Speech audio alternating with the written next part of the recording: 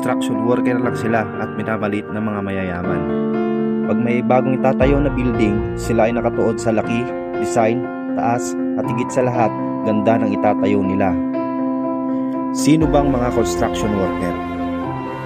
Sila lang naman po yung nakatapos ng elementarya at high school na may mababang uri ng pamumuhay kung ituring ng ilan.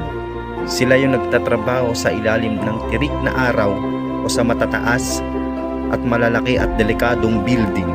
Sila yung hindi iniisip na mahulog o mabagsakan na mabibigat na bagay sapagkat iniisip nila kung paano bubuhayin ang kanilang pamilya sa tamang paraan na walang inaapakan na tao. Sila yung kahit mahirap at mabigat na trabaho, umulan umaraw, tuloy lang sa pagtatrabaho. Pero maliit ang sweldo, tinitiis nila para sa pamilya. Ganito nila kamahal ang pamilya nila. Lahat gagawin nila, walang iniisip na hirap at pagod.